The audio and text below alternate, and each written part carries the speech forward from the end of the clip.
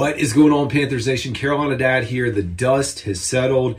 It's time to get to work. It's time to see what this front office is all about. And I've got some questions and I got some things that maybe y'all want to watch as we head into the bulk of the offseason. So let's jump right in. Question number one, what are we doing with Frankie Luvu? What are we going to do? Are we going to be able to retain him? The stock and value of him has definitely gone up, and I don't know if the Panthers can afford it. You do have Ejiro likely coming back, so it seems, and I think that could bolster or potentially help us, in negotiations to get him to come back. At the same time, if you're Frankie Luvu, you're like, dude, I've been here, I did everything I could for this team, I'm ready to go out and work with a contender. So that could be a possibility. We've got Brian Burns. What are we going to do with Brian Burns? And I'm going to do a more exclusive breakdown here in the coming days to talk about the types of franchise tags. But you have the non-exclusive franchise tag, the exclusive franchise tag, and the transitions tag, which I know is not likely to be used. I feel like the Panthers are going to use the non-exclusive franchise tag, which is what Lamar had last year, which will allow Brian Burns to negotiate with other teams if someone wants to come out and make him an offer. And if I'm the Panthers, I do that because you get 2 first-round picks. That's your compensation if he were to sign somewhere else. And I don't know that you get 2 first-round picks for him in a trade right now because we just let that whole thing burn to the ground. Now, all that's to say, I want Burns back, and I think he's a big asset to this team, but I'm talking about the total reset and the things that we are going to have to watch.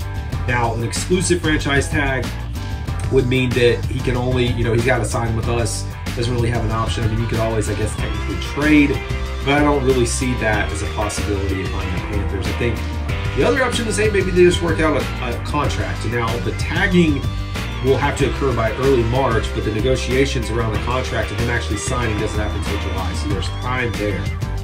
Derek Brown coming up now on what will be his 5th-year option. We are about to be in the same position as we are with Brian Burns if we don't figure out a long-term solution. And you've got time. Same way that Brian Burns had time, but you've got to figure that out earlier rather than later. And I think, again, that's another reason that we have Brent Tillis here to help us out. So we got those, and then we get into the fun stuff, which we'll talk about. Miles Sanders. I don't think Miles Sanders is going anywhere. His contract is too significant for the Panthers to move off of him, and I don't think there's a lot of trade value as far as someone wanting to come and pick him up. So what do you do? And I don't know if there's a way to restructure. I mean, there always is an avenue to restructure. Maybe you save a little bit more money since the production wasn't there and build in some incentives to incentivize him for better performance this coming up season. Throwing in that mix, you have Hayden Hurst. Hayden Hurst, who I thought was going to be a much bigger contributor to this team this past year, just didn't work out. Now, I will say he had the head injury, and I hope that he's healthy and okay heading into next season.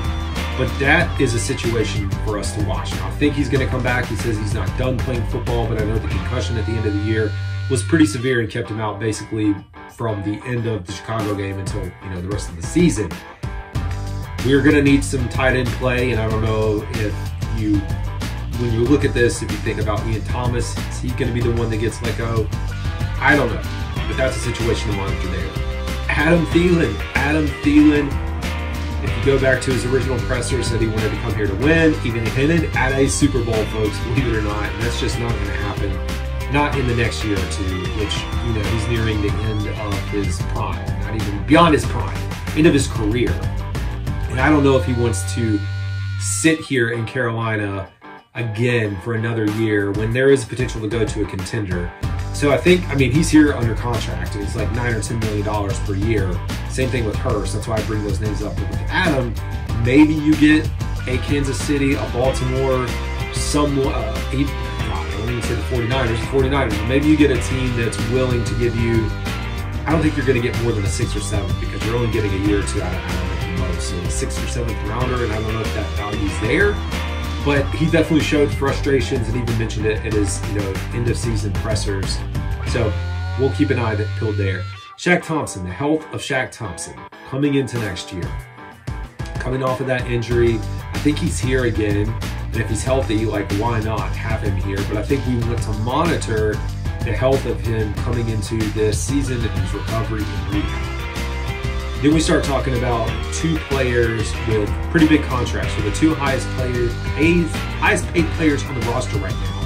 And that's Taylor Moton, projected around $29 million. I always like to tell people, I'm not here for your money. Don't get me wrong, I'm looking at this from a business perspective as a fan to educate fans on the state of the roster. With 30 to 40-ish million in cap space, and that being the largest chunk of roster, I would look for a restructure.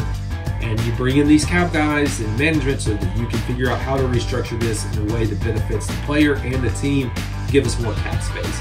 So I look at a restructure there. Dante Jackson, the second highest paid player, 15 to 16 million per year, last year of his contract. So there is no room for negotiation.